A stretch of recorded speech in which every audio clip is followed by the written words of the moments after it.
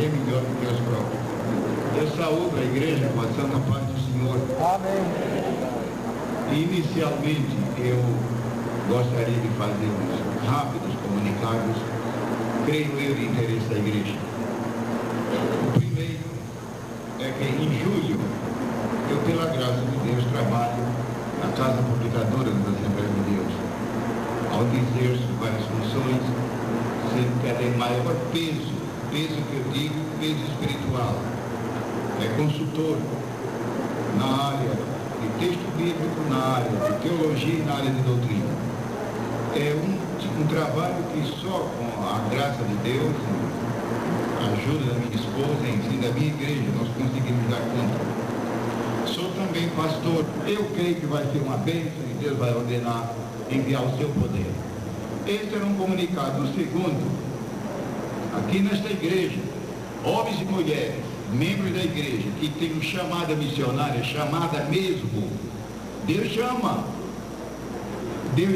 e chama com convicção. A Convenção Geral tem uma escola de preparação de missionários, do Abraão de Almeida. Mas acontece que Abraão, o diretor desse projeto, faleceu já no início, o pastor Dan Tempos, que foi o teólogo que escreveu as notas originais. E para minha surpresa, uma noite, já quase de madrugada, a igreja lá nos Estados Unidos me chama, devido a ter estudado lá muitos anos, ficaram os vínculos, mas era Deus trabalhando, e ficaram os vínculos, e o telefone toca, vem aqui depressa. Eu fiquei surpreso, disse para minha esposa, mas o que será? Corri lá à América, e quando chego lá, a mesa da Convenção Geral estava reunida, e disse, nós queremos que você assuma o projeto para o Brasil. Eu confesso que eu tremi nas bases. Eu digo, mas quem sou eu para assumir esse projeto? Liguei na mesma hora para o pastor José Wellington, coitado, de madrugada, pois o fuso horário lá de Springfield, Missouri, é uma diferença de 3 horas aqui para o Brasil. E ele levantou-se, a gente tocava a voz dormindo ainda, e meio tonto do sono, e eu pedi desculpas. Mas quando eu disse, Antônio Gilberto, eu estou aqui na América assim, eu disse, irmão Wellington, eu não vou responder se o irmão não me ajudar e não colocar o ombro debaixo da carga, para me ajudar moralmente, espiritualmente, com oração. Ele disse, pode dizer sim que nós assumimos aqui no Brasil. E o trabalho prosseguiu, foram 10 anos direto. E qual era o meu anseio, o meu sonho? Esta Bíblia cair nas mãos dos obreiros, das obreiras, dos professores de escola dominical e de todos em geral. Se você já tem um exemplar, a sua verdade é voltado para o papel do Espírito Santo, convencendo, criando, salvando, curando, batizando com o Espírito do Espírito Santo nesta dispensação da graça. Adquira um exemplar. Eu gostaria também de tomar diretamente a palavra de Deus, agradecer a Deus. Vão continuar no céu. Aleluia. Está escrito lá no livro de Filemon. Eu não vou abrir agora para mostrar. As santas amizades em Cristo, vão continuar no céu. Com uma diferença, que aqui na terra elas são interrompidas, no céu nunca serão interrompidas. Então, se você tem santos irmãos e amigos aqui, conserve, porque nós estamos só ensaiando a amizade que vamos ter lá em cima, para sempre. Glória seja a Deus. Então eu agradeço a Deus, a igreja Anhanda, o pastor Manuel Pedro. Então Deus me deu esta noite para a igreja aqui reunida. Eu dei o título de Princípios da Vida Cristã. Princípios, ou seja, normas. Sabeis o que são princípios? Normas de vida cristã. Normas, bases, fundamentos da vida cristã. Aquilo que chamamos às vezes de leis espirituais fixas, princípios de vida cristã fixos. E é claro que eu não estou falando aqui de princípios no sentido coletivo. Princípio de vida cristã para a igreja de Toretama, não. Princípio de vida cristã para a Assembleia de Deus no Brasil, não. Eu estou falando de princípio de vida cristã para você, para mim pessoalmente, para nós. Princípios de vida cristã individuais. É esse o tema do meu assunto. Normas de vida cristã. Como viver a vida cristã? Eu estou dizendo no sentido fixo, hoje, amanhã, 99, 2000, até Jesus voltar. São princípios inalienáveis, eles não mudam nunca. E eu vou tomar um capítulo da Bíblia, um só. Fique tranquilo que eu não vou pular para um lado e para outro. Eu não estou dizendo que há nada de errado nisso. Mas é claro que uma noite como essa, o tempo curto, poucos minutos, eu prefiro ficar num só capítulo, 16 do livro de Atos. Irmãos e irmãs que trouxeram suas Bíblias, eu sei que o auditório está repleto, os irmãos que estão aqui no corredor talvez não consigam abrir suas Bíblias, porque pouca iluminação, ou não tem um apoio. Eu sei que aqui do lado direito e esquerdo, eu estou notando os irmãos bem apertados, cotovelos contra cotovelos, e talvez não consiga facilidade para abrir a Bíblia, na galeria também, mas se puder, se é que você pode, abra a Bíblia, em Atos, capítulo 16. E vamos ver, é claro que eu só irei até o horário permitido, né?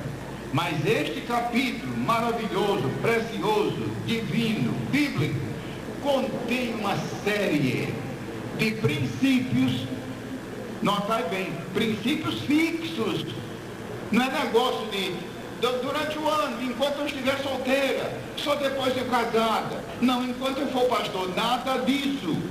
Princípios eternos. Você pode ser executivo de empresa, você pode ser um simples irmão varredor de rua, você pode ser apenas um auxiliar do trabalho, você pode ser o maior expoente do reino de Deus. Esses princípios são eternos, inalienáveis, fixos. Princípios, leis, normas, diretrizes. Você quer viver a vida cristã segundo a Bíblia? Porque tem crente astucioso, irmão, que inventa princípio por conta dele e depois diz que é bíblico. E o pior, ainda sai ensinando. Ele erra e ainda faz os outros errar. Em uma época como a de hoje, houve tempo que a igreja não enfrentava os perigos que hoje enfrenta. Mas hoje, com essa proliferação desenfreada de igrejas novas, eu não sei aqui em Toretama, mas lá no Rio, é uma coisa absurda. Para onde você se mexe, tem uma igreja nova surgindo. Eu estava agora viajando há pouco tempo no interior do estado de Goiás. Circulo pelo Brasil.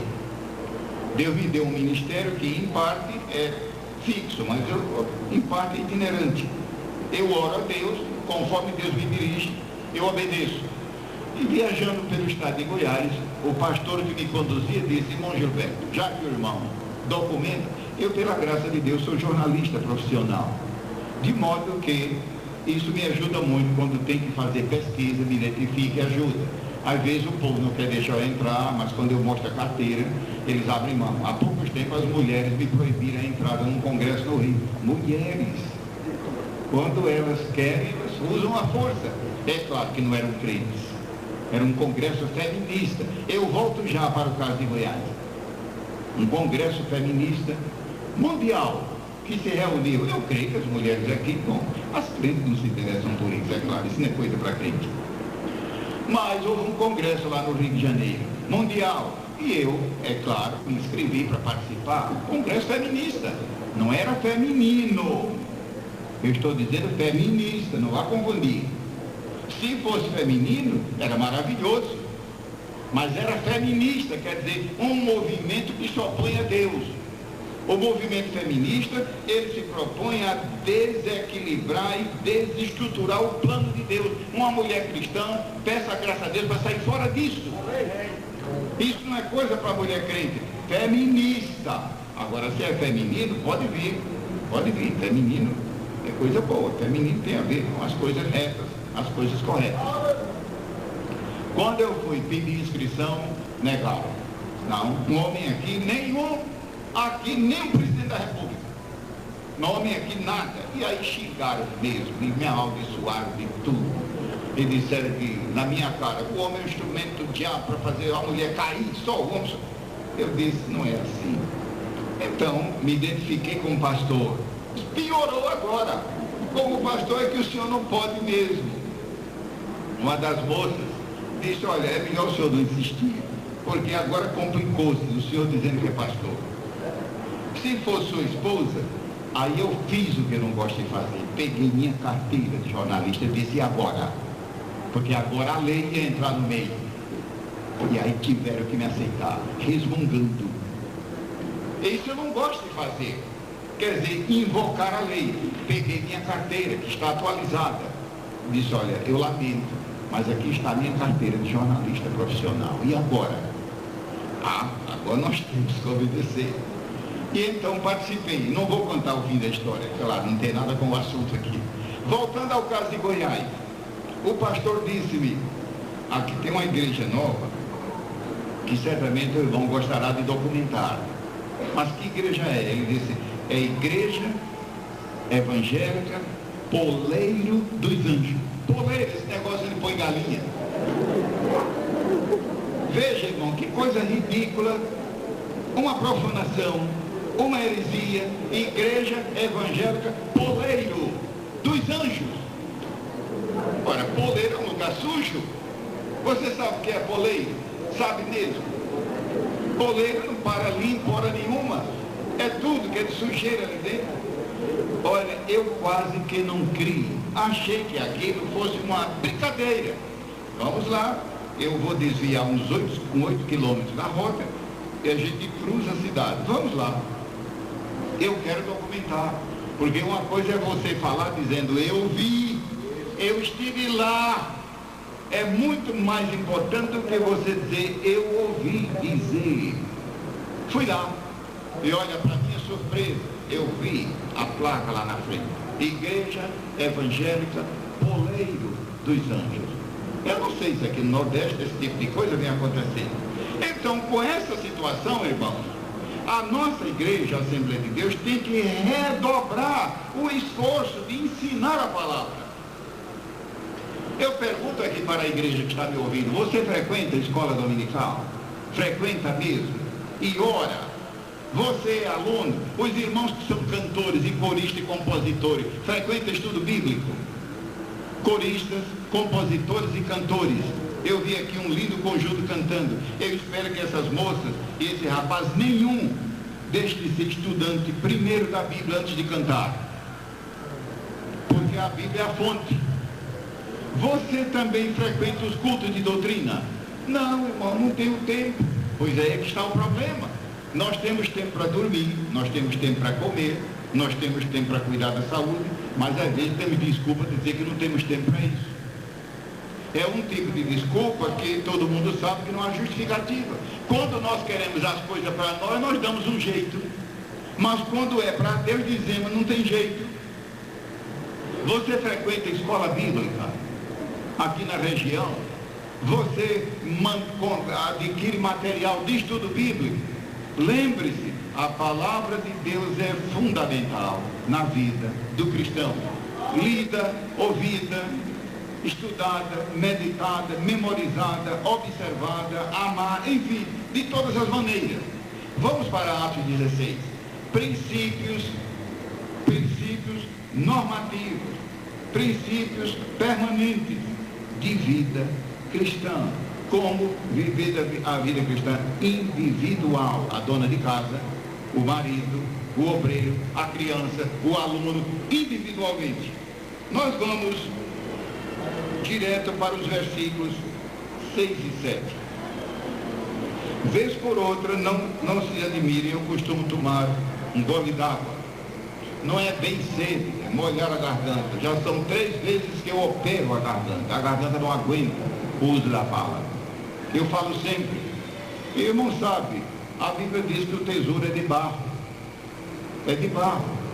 e não aguenta. Já 3 vezes que faço cirurgia da voz, devido ao uso da voz constante. E então o gole d'água refresca a chuva, mas não vai pensar que é cacuete, nem vai pensar que é mania.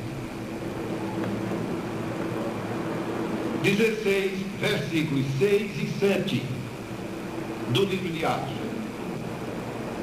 E passando pela Frígia e pela província da Galácia, foram impedidos pelo Espírito Santo de anunciar a palavra na Ásia. Versículo 7.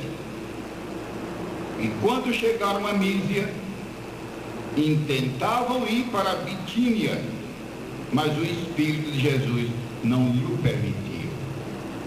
Aqui nós encontramos um princípio de vida cristã permanente. Era um grupo de obreiros liderados pelo apóstolo São Paulo. O apóstolo São Paulo, ele além de ser apóstolo, veja, não era apóstolo de Cristo, apóstolo da igreja. A Bíblia menciona diferentes categorias de apóstolos. Mas apóstolo não foi só os 12, aqueles foram apóstolos do Cordeiro, com exceção de Judas, que se desviou. Mas a igreja tinha e ainda continua tendo. Não vai pensar que eu estou falando desses apóstolos aí, entre aspas, não, que agora chove de apóstolos. E agora estão inventando apóstolas para complicar a coisa. Não, meus irmãos, aqui se trata de apóstolos da igreja do Senhor. Aqueles que são mencionados em Efésios 4:11, apóstolos. A igreja continua tendo apóstolos. Paulo era um apóstolo da igreja. Mas além de ser apóstolo, ele também era profeta. Está escrito lá em Atos, profeta. Por favor, não vá pensar que é o dom de profecia. A palavra profecia na Bíblia, ela tem um leque vasto de aplicação. Nós, como somos pentecostais na Assembleia de Deus, quando se fala em profecia, profetizar, todo mundo pensa logo no dom comum que eu digo, não é no sentido vulgar, é comum no sentido de Deus dar a quem Ele quer. Não é isso que eu estou dizendo. O ministério profético, o ministro profeta, nem eu vou tratar disso esta noite. Paulo era esta maravilha. Ele era um ministro profeta. E veja hoje, por causa da igreja ter perdido praticamente o avivamento, a Assembleia de Deus de hoje não é mais a mesma que a gente conhecia no passado. Nós precisamos urgente de um avivamento completo, pleno, neotestamentário. Nós precisamos clamar a Deus com o rosto no pó. Manda, Senhor, um avivamento bíblico. Aleluia! A igreja Assembleia de Deus está crescendo um pouco, mas não pense que isto é normal. O certo era a igreja se manter dentro dos padrões dos Atos dos Apóstolos. Mas infelizmente o maldito do mundanismo penetrou na igreja. O maldito do mundanismo penetrou também o humanismo, e nós só queremos fazer nossa vontade. Andar como nós queremos, falar o que queremos, nos vestir como... fazer o que queremos. E o resultado é o Espírito de Deus se entristecer e operar. Mas em lugar dele operar 90% e 100%, 10%, 11%. Mas Deus é o dono da igreja. Ele é a cabeça da igreja. E nós cremos que antes de Jesus voltar, um poderoso avivamento vai varrer o mundo. Quantos podem dizer amém? Amém. E mais uma vez amém. Amém. E você tem coragem de dizer mais uma vez amém? Amém. Que o céu ouça. Um avivamento, meu irmão, entenda, não é avivamento fabricado não. Oh, vamos ter, coloca uma faixa lá na frente. Veja, eu não estou aqui menosprezando não, eu não estou brincando, estou falando com educação e respeito. Há igrejas que colocam lá na frente uma faixa, venham todos, vamos ter uma semana de avivamento. Não creia naquilo, não é verdade. Avivamento não vem assim. Avivamento é um movimento soberano e sobrenatural do Espírito Santo. É soberano, quer dizer que o homem queira quer não, ele desce. Aleluia. O avivamento é soberano, é Deus que coordena. Mas além dele ser soberano, é sobrenatural. Diabo e demônio nenhum impede. Eu sei que nós estamos numa época agora de demônios trabalharem com toda a atividade. Imagine, mas não impede um avivamento. O poder de Deus é maior. É maior, é maior. E além disso, quando Jesus venceu, venceu tudo. Venceu toda a oposição, inclusive os demônios. E nós encontramos aqui um princípio de vida cristã. Vamos ler mais uma vez, eu creio que você já descobriu. Antes que eu diga. Vamos voltar aos versículos 6 e 7. Passando pela Frígia e pela província da Galácia, foram impedidos. Como é que foi isso? Coloque sua imaginação que eu digo, boa. Que às vezes o crente deixa a imaginação ficar sem freio e pensa que não deve. Não, imaginação dentro dos limites bíblicos. Como foi que o Espírito Santo impediu? Ninguém sabe se foi uma profecia, ninguém sabe se Deus usou Silas. Silas era o outro profeta, companheiro de Paulo. E por falar nisso, Silas também era profeta. Era profeta. Nesse grupo, além de Silas, também tinha Timóteo, um jovenzinho. Isso nos prova que não é proibido um obreiro levar na sua equipe um jovem, auxiliar para ajudar. Timóteo não era obreiro, era um jovem, mas um jovem que Deus estava de olho nele, porque os irmãos lembram que quando Paulo ficou aprisionado, foi Timóteo que assumiu o trabalho. Então Deus estava com um plano na vida. Deus tem um plano para cada vida, mas precisamos da liberdade para Deus cumprir esse plano em nossa vida.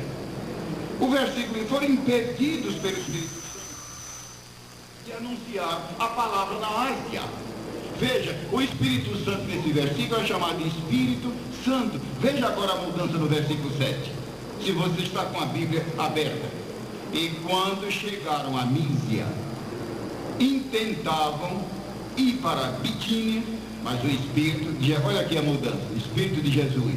Meu irmão, não vá pensar que essa mudança fraseológica foi o autor que inventou. Na Bíblia não existe esse negócio de lei do acaso. Isso aqui foi Deus que colocou.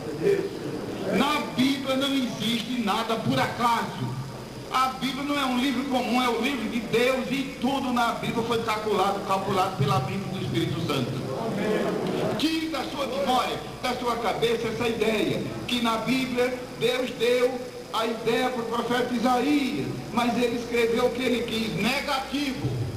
Deus colocou a mensagem na mente dele, mas guiou no processo da escolha das palavras de maneira sobrenatural. Existe agora na Assembleia de Deus uma ideia maldita querendo entrar, que Deus inspirou a mensagem, mas as palavras não, negativo. Deus inspirou a ideia, quer dizer, a mensagem, mas também os guiou de maneira miraculosa no processo da escolha das palavras. No original, é claro, só no original. Em português não.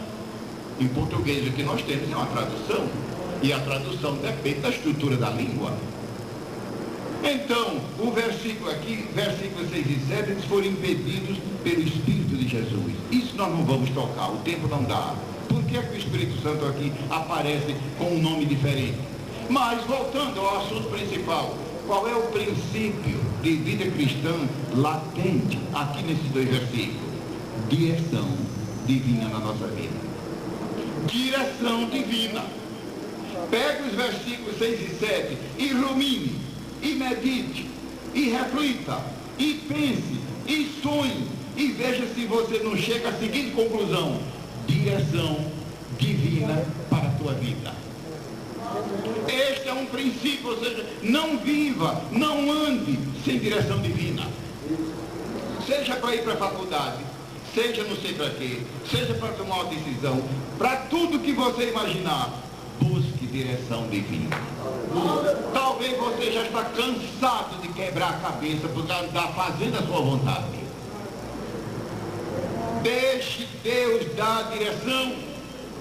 E como é que Deus dirige? Não é segredo, Deus tem o maior interesse em dirigir, mas nós não damos liberdade. Lá no livro dos Salmos, a Bíblia diz: não sejas como a mula que precisa de cabresto. É dura aquela mensagem. Não sejas como a mula. Eu não estou falando de jumento, estou falando de mula. Jumento é outro animal. Eu já estive olhando aqui no hebraico, é mula. E a mula, quando ela empaca, pode descansar, que só quando ela muito entender é que ela vai se levantar e fazer o que você quiser. A mula é pior do que o jirico, do que o jumento. Deus diz, não sejas como a mula. Querendo dizer, você deve ter uma cerviz. Sabeis o que é cerviz? É essa parte aqui da cabeça, pescoço. A Bíblia fala muito de dura cerviz. Não seja como a mula que quebra o cabresto e ela não se vira quando ela empaca.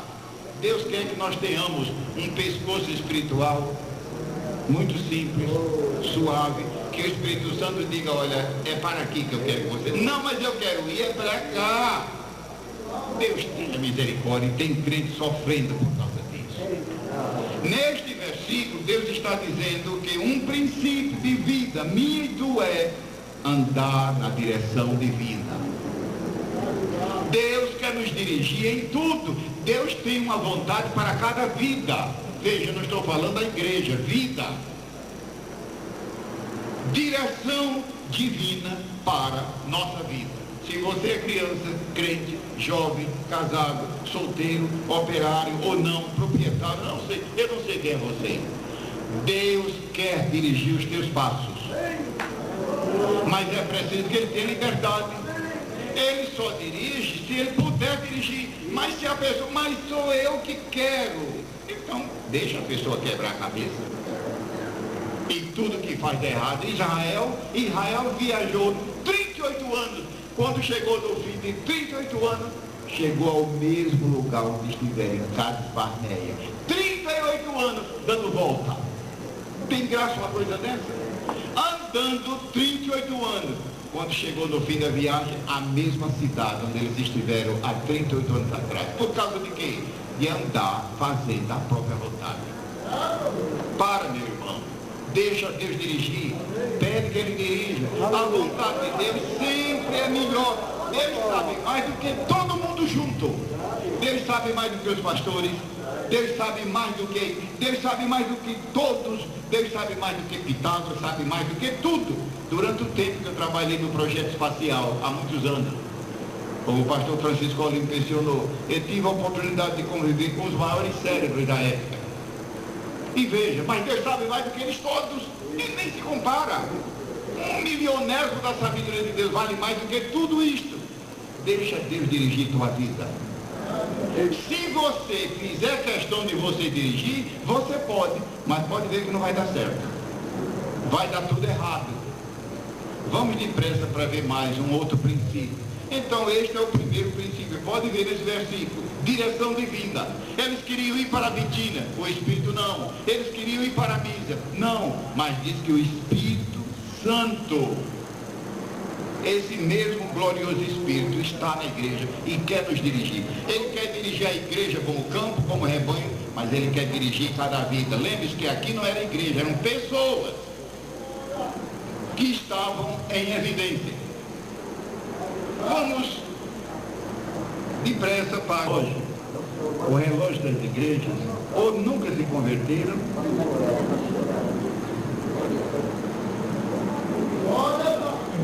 mas o pastor Francisco Olímpio está lembrando que podemos ultrapassar alguns minutos, mas uma hora dessa eu recordo que amanhã é dia normal de trabalho, e por certo muitos aqui teremos que se levantar muito cedo, e a gente tem que pensar nisso também. E além disso a Bíblia diz, meu filho come mel, mas come só o que te bate. Fora daquilo começa a botar pelo ladrão, como dizem os bombeiros hidráulicos, começa a pôr para fora. Vamos para o versículo 10, Atos 16, versículo 10. E nós encontramos aqui outro princípio de vida cristã para nortear a nossa vida. Então lembre-se do primeiro, não ande, não se atreva a andar sem a direção de Deus. Eu gostaria, se dependesse de mim, de ter continuado na minha carreira na Marinha. Se eu tivesse continuado, hoje eu seria almirante. Eu tinha chegado, com a graça de Deus, até o final. Mas um dia Deus disse, chega de servir o governo, pare. Era uma madrugada de manhã cedo quando eu orava. Pare. Acabou. Agora o tempo todo será para mim. Já serviu o governo, acabou. Eu na mesma hora, só quis consultar, combinar com a esposa. E foi difícil, porque o meu comando não aceitou. E eu me lembro que o meu comandante um homem muito bom, muito competente, não aceitou. Ele disse que eu estava talvez enfrentando alguma crise, ou se está em crise com a família, enfim, mas era a vontade de Deus. Hoje eu só lembro da carreira militar, lembro de uma hora dessa, mas não tenho saudade, porque com Cristo no ministério, é verdade que nos sentimos 1000 vezes, 1 milhão de vezes realizados. Versículo 10. O versículo 10 diz assim: bom seria, irmão, se fosse 2 ou 3 dias de estudo bíblico neste capítulo. E aí a gente viu o capítulo todo. Lembre-se, eu estou pulando, veja, do versículo 7 eu estou indo direto para o 10. Em casa, se você puder, leia o capítulo completo. Porque uma grande bênção para você vai ser você estabelecer o liame, que agora não dá tempo de fazer. Versículo 10. Logo depois desta visão, procuramos partir para a Macedônia, concluindo que o Senhor nos chamava para lhes anunciarmos o Evangelho. Logo depois desta visão, procuramos partir. Agora não vamos mais demorar. O tempo escasseia no relógio. Mas aqui está um outro princípio permanente de viver cristão para você. Não importa se você é novo convertido.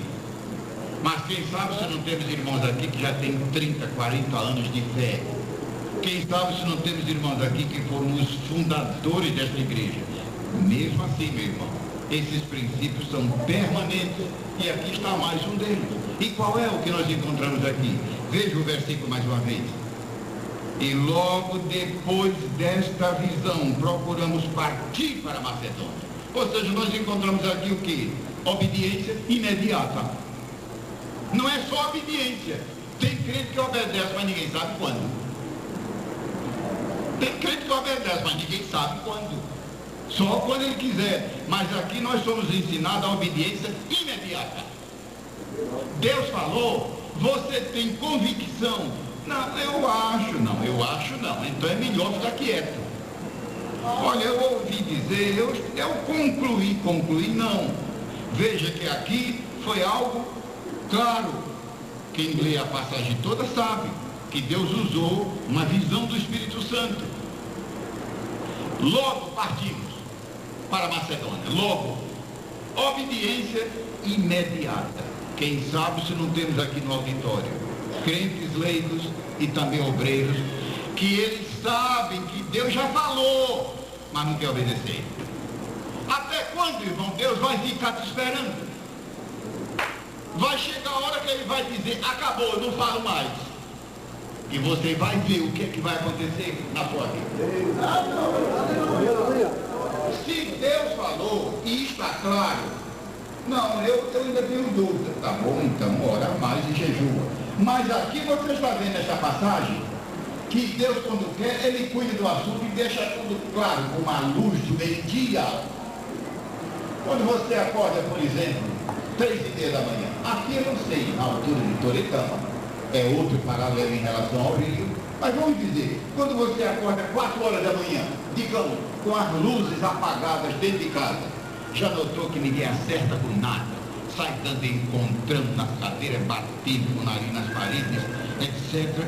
Mas, se você se levantar 5 da manhã ou 5h30, já tem um pouquinho de luz. Eu estou dizendo com as luzes apagadas. Você já consegue evitar de dar encontrão. E se você se levantar às 6 da manhã, agora já tem muita coisa clara, você é capaz de localizar onde está uma toalha, onde está um objeto. E quando você se levanta, digamos, 7h30, minha gente, agora nós temos luz do dia. E meio-dia em ponto. Meio-dia em ponto, você pega até uma agulha no chão. Qual foi a diferença? Luz e mais luz, e mais luz, e mais luz. Deus faz assim também. Aqui em Paulo foi luz do meio-dia. Se Deus já te deu a clareza da sua vontade, obedece agora. Logo partimos. É um princípio da vida cristã. Obediência imediata. Ou seja, não adie a sua decisão de obedecer a Deus. Mas eu já tive somando os prós e os contras, já vi que não vai dar certo. Bom, eu estou falando aqui de um servo de Deus que tem convicção plena, que Deus já deixou clara a sua vontade. Se a vontade de Deus não está clara, busque, que às vezes Deus vai revelando aos poucos, mas há ocasiões, de acordo com a sua soberania, que Ele esclarece tudo, como 2 são 4. Eu me lembro daquela manhã, quando Deus me falou, foram 3 coisas que Deus usou. Eu vi na minha frente uma mão mandando dizer pare. Eu ouvi com meus ouvidos, da alma e ouvido e da cabeça, a voz divina, pare. Querendo dizer, pare com essa vida, siga os meus passos. E dentro de mim veio uma convicção segura, de modo que eu não tive mais dúvida nenhuma, era Ele. Tá bom. Então obedeça a voz de Deus, porque Deus conhece o fim desde o princípio. E Deus conhece tudo melhor do que você. Este é um princípio de vida cristã, obediência imediata. Escute, irmão, vai obedecer? Vou, mas ninguém sabe quando. É como, por exemplo, um crente, às vezes o crente, ele vem à casa de Deus, só que ninguém sabe que hora ele chega. E às vezes todo mundo sabe que hora ele chega, mas ninguém sabe que dia ele vem. Não pode ser assim. Nós precisamos ter um padrão, um barema na vida. Eu creio que o tempo dá para mencionar mais um dos princípios neste capítulo. Glória seja Deus. Voltemos ao versículo 10. E eu acho que aqui nós temos mais um outro princípio de vida cristã. Logo depois desta visão, procuramos partir. Os irmãos estão notando nesta Bíblia, nesta altura do versículo, esta expressão, procuramos. Está vendo um plural aí? Neste capítulo 16, se você continuasse a leitura, se eu fosse continuar a leitura, se fosse um estudo demorado, estudo em série, nós íamos encontrar, irmão, várias vezes nesse capítulo. Procuramos, sentimos, andamos, e vimos, e fomos. Sabe quem é que está falando? Lucas, o escritor. É pela primeira vez Lucas entra aqui no livro de Atos. Lucas é o escritor do livro de Atos. Mas veja, o nome dele não aparece. Mas tem crente que adoece se ele não aparecer. Se ele não aparecer, se meu nome não aparecer lá, não conte mais comigo. E se no coral eu não fizer o solo, olha, irmão Regina, não conte comigo. Quer dizer que é só fazer o solo. Então, veja, aqui nesse procuramos, é Lucas que está falando. Lucas, o escritor, Lucas, o evangelista, é ele que entra aí. Se alguém não sabia, ele entra na história no capítulo 16 de Atos, e daí para frente toda hora tem. Entramos, chegamos, partimos e fomos. É Lucas, mas veja, ele não aparece, o nome não aparece. Meu irmão, não me entenda mal. Eu não estou dizendo que é pecado, nem errado a gente apresentar as pessoas, mencionar os nomes. Eu estou dizendo a pessoa que quer só aparecer. Aparece, mas não faz nada. Só quer aparecer, mas não faz. É como o anu, esse pássaro que tem no interior. Quando o milho está maduro, ele aparece só para comer. Ele só aparece quando o trabalho está feito, para dizer que foi ele que fez. Deus tenha misericórdia de nós. Então, qual é um terceiro princípio de vida cristã aqui? Humildade de espírito. Humildade de espírito. Aquela humildade que Jesus diz, bem-aventurados os pobres de espírito. Entendeis o que é pobre de espírito? É pena que muita gente pensa que pobre ali é pobre no sentido comum da palavra. Oh, mas aquele irmãozinho, aquela irmã é tão humilde, olha, o vestidinho dela de um tecido tão modesto, e veja aquele irmão, mal ele sabe ler. Meu irmão querido, isso não tem nada com humildade, às vezes é um grande exaltado. A humildade que eu me refiro aqui é como virtude comunicada pelo Espírito Santo. Ou seja, o que é pobre de espírito é a pessoa que nunca depende de si para fazer as coisas de Deus. Depende sempre de confiar em Deus. Depende sempre dele. Sempre. É Lucas aqui no versículo 10. E no capítulo todo. Mas não aparece. Ou seja, um símbolo, uma evidência da humildade de espírito. Oh Deus, tenha misericórdia de nós. O orgulho é uma coisa terrível que persegue a igreja, que persegue o crente, a soberba, a vanglória. Que Deus nos conceda graça para sermos humildes de espírito. Porque o orgulho é um verdadeiro anestésico que embriaga as pessoas. E elas ficam embriagadas naquele mar de glória humana. Lembre-se que quem nos faz grandes é Deus. E no dia que ele quiser, ele faz pequeno. É só facilitar. Eu lembro, eu vinha conversando com o pastor Manuel Pedro ontem ou hoje, comentando alguma coisa da Bíblia. E tudo indica, irmãos, que quando Davi, ele começou a se consolidar no reino, ele se esqueceu que foi Deus que fez tudo. Varreu os inimigos diante dele, deu vitória em tudo. E parece que ele se esqueceu disso, e Deus o chamou a atenção e disse: Davi, foi eu que te tirei de detrás das cabras, das ovelhas, do rebanho, e te coloquei à frente do rebanho. Foi eu que fiz o teu nome grande, como só os grandes da terra têm. Querem dizer, no dia que eu quiser eu tiro, e tira mesmo. Que Deus nos faça crentes humildes, mesmo que tenhamos tudo. Mas nunca digamos, é meu. Às vezes, por exemplo, no culto, é lindo ver aquela cena. Há irmãos que, por exemplo, compram uma casa nova e com muita alegria: pastor, eu vim trazer a chave da minha casa para a igreja orar. Às vezes é um irmão que compra um carro zero e vem ao púlpito muito alegre: olha, pastor, aqui está a chave, a bênção que Deus me deu, e aqui está a chave do meu não, o carro é do Senhor. Você fica com ele até o dia que Deus quiser. A minha casa é minha, não. A casa é do Senhor, eu sou apenas administrador. Quem é que deu vida, quem é que deu saúde, quem é que deu dinheiro, que deu emprego, e deu esposa, e deu filho, e cultura e tudo? Deus deu tudo. No dia que Ele quiser, Ele toma tudo também. Lembremos que tudo é do Senhor. Nós somos apenas administradores, mordomos, bons ou maus. E no versículo 10 nós encontramos esse terceiro princípio de vida cristã: humildade. Mas lembre-se, humildade de espírito. Humildade que vem de dentro para fora e não de fora para dentro. Que Deus nos conceda humildade multiplicada. Quer dizer, é tudo, mas parece que não é nada, porque tudo é Deus e a pessoa em si nada é. Eu acho que agora só dá tempo mencionar mais uma, e quem sabe, se Jesus demorar e nós voltarmos aqui, e se for vontade do Senhor, a gente continua o capítulo 16.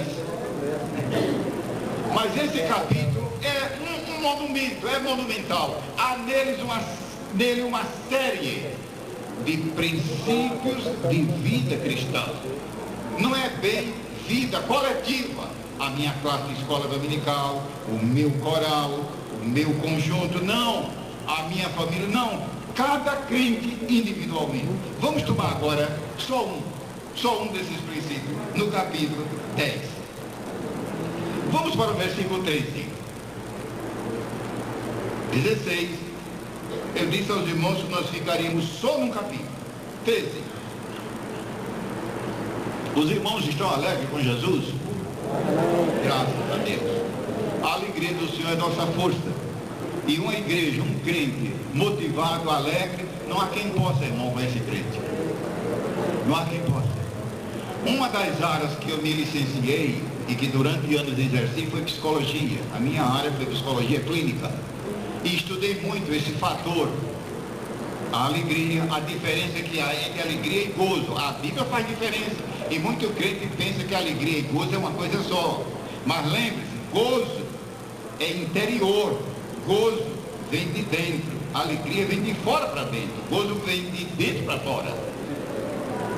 O Espírito Santo tanto produz alegria, vindo de lá para cá, como produz gozo na alma. É tanto que Davi, ele não disse, tive gozo, quando ele disse, alegrei-me quando me disseram da casa do Senhor, que significa que alguém convidou. Vamos para o versículo 13. Lembre-se, irmãos, eu estou lendo versículos soltos. Mais uma vez eu recomendo, quem puder, em casa, leia o capítulo todo, seguido, para você ter o fio da meada. Nós aqui estamos apenas meditando rapidamente em versículos soltos. Versículo 13. E no dia de sábado, saímos fora das portas. A cidade, os irmãos estão vendo que era uma cidade murada, cidade antiga, com portas de ferrolhos, coisa que não existe mais. Toretama não tem isso, o Brasil não conhece isso. Muros, que não tem nada com os muros de hoje, eram muralhas imensas, com metros de largura. Hoje, a defesa de uma cidade não é mais muros. Hoje, a polícia monta guarda e não dá jeito, mas naquele tempo que não havia armas de fogo nem nada disso, a defesa de uma cidade eram os muros. E aqui está uma missão. Saímos fora das portas para a beira do rio, onde julgávamos ter lugar para oração. E assentados, falamos às mulheres que ali se ajuntaram. Está aqui um outro princípio de vida cristã, permanente, perene, para mim e para ti. Leamos mais uma vez, meditando, refletindo, se você está com a Bíblia, contemplando a palavra de Deus, e vamos ver que princípio é esse. Versículo 16. Oh, desculpe, 13. No dia de sábado saímos fora das portas para a beira do rio, onde julgávamos ter lugar para a oração, e assentados falamos. Primeiro eles oraram para depois falar. Veja se não é que está no versículo. Primeiro oraram para depois falar. Aí não diz que primeiro falaram para depois orar. Vê se é. Olha direitinho o versículo. Primeiro eles oraram para depois falar às mulheres. Qual é o princípio que nós aprendemos aqui? A primazia da oração, a prioridade da oração. Em tudo, ore primeiro. E às vezes, só porque nós vamos fazer uma viagem daqui para Recife, vamos orar, vamos começar a oração de madrugada. Mas às vezes, só porque queremos ir para o trabalho, precisa orar. É aí que dá um problema. Nós dividimos orar em todas as circunstâncias. Sim, eu tenho que dar o sim para aquele rapaz. Nós estamos namorando e agora ele me propôs noivado. E eu vou orar. Agora ele senta aqui no outro. E aí ora mesmo. Mas se for um assunto mais banal, isso não precisa orar, eu mesmo resolver. É aí que está o nosso erro. Um estudante do primeiro grau, digamos que a escola determina um dever para casa. Bom, eu sou bom de matemática, eu faço isso tranquilo. Por que você não ora primeiro? Bom, se eu fosse tomar uma decisão de fazer vestibular, ia passar a noite. É aí que está o nosso erro. Nós só queremos orar por coisa que nós achamos que é grande. Diante de Deus não tem coisa grande e pequena, tudo é importante. Então não subestime. Ore em todas as circunstâncias. Não vá pensar que eu estou dizendo que você tem que fazer uma vigília, tem que dobrar o joelho. A oração às vezes é falada. Nós temos tempo, mas às vezes o tempo não dá. A oração é só pensada, mas Deus ouve. Às vezes a oração é só pensada, que nós costumamos dizer orar em espírito. Por falar nisso, eu aconselho a você a nunca usar a expressão espírito de oração. Não existe isso mesmo. Vamos ficar em espírito de oração. Evita esse tipo de construção. Não faz sentido em língua portuguesa. Olha, irmão, vamos ficar em espírito de oração. Não faz sentido. Peça para um profissional de língua portuguesa para ver que construção é essa. É uma construção anômala. O correto é orando em espírito. Oração em espírito. Ou seja, oração só pensada. Não há tempo, mas Deus ouve. De repente, por exemplo, numa estrada, Acontece uma emergência, você só tem tempo de dizer Jesus, e ele ouve. Só clamando o nome dele, é uma oração, ele ouve. O nome de Jesus, só o nome dele é uma oração. Jesus é bastante, ele ouve. Ele ouve. Há ocasiões que você tem tempo de se ajoelhar. Há ocasiões que você tem tempo de sentar-se para orar. Mas há ocasiões que você não tem. Há lugares que você não pode fechar os olhos, mas Deus ouve. É isso que eu estou querendo dizer. Nunca dê um passo sem primeiro orar. Mas nós temos o costume de só porque a tarefa é rotineira, é frugal, é simples. Isso aí eu sei, isso aí eu posso fazer. E nós aprendemos duras lições. Eu estou querendo dizer que eu posso agir sem Deus, que eu não preciso depender dele, que eu sou capacitado, que eu sou suficiente. Até obreiros caem nessa esfarrela. Eles se reúnem na igreja com o pastor, eles decidem, eles nomeiam comissões, eles fazem tudo e não convidam Jesus para nada. É de admirar Jesus ficar fora e dizer, pode agir sozinho para ver em quem vai dar. Os irmãos se lembram de uma ocasião que um obreiro, um homem de Deus, a Bíblia diz que ele de manhã cedo disse, eu vou pescar. Ele não pediu licença a Jesus, ele não orou, ele não buscou a Deus, ele disse, eu vou pescar. Ali não diz que ele orou, não diz que ele citou um versículo. E sabe o que aconteceu? Um outro grupo disse, e nós vamos contigo. Quando você lê aquela passagem, nota que são 7, quer dizer, o número é o número do erro dele, o número pleno, mas do erro. Pode ver que dá 7 naquela contagem. 7 teimosos, 7 rebeldes. Eu vou pescar. Nós também vamos contigo. Ninguém orou. E não vai me dizer que de vez em quando você não faz isso. Eu pergunto para a amada igreja, é de admirar não dar certo nada? Não deu certo, irmão. Eu acho que eu sou azarado. Eu acho que é o número 13. Tudo que eu vou fazer não dá certo. Eu já estava com o enxoval pronto. O noivo desmanchou o casamento ou coisa parecida. É de admirar não dar certo? Porque nós mesmos decidimos, eu vou pescar. Ninguém orou. A Bíblia diz que eles passaram a noite toda pescando. Você já sabe quem é, não sabe? Passaram a noite, não apanharam nada.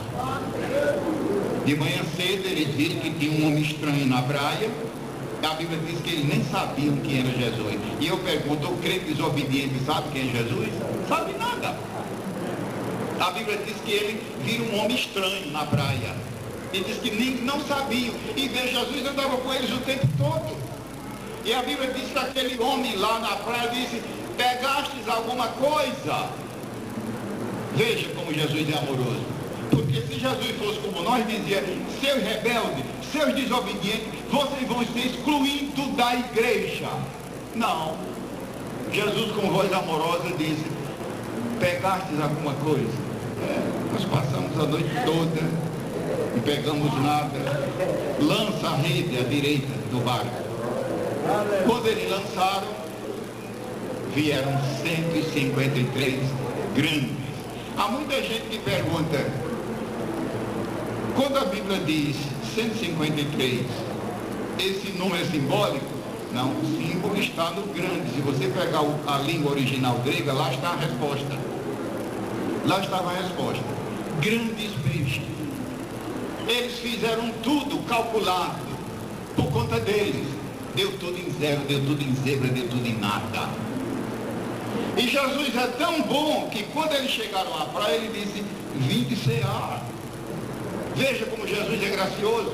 Eles mereciam couro. Sabeis o que é couro? Vinde cear. E Jesus não faz isso comigo e com você. Nós merecemos castigo. Se Deus fosse levar a sério nossos pecados, irmão, nem eu nem você estaríamos aqui esta noite. Esta é a verdade. Se Deus fosse levar a sério nossa desobediência, nem eu nem você. Louvemos a Deus por sua graça.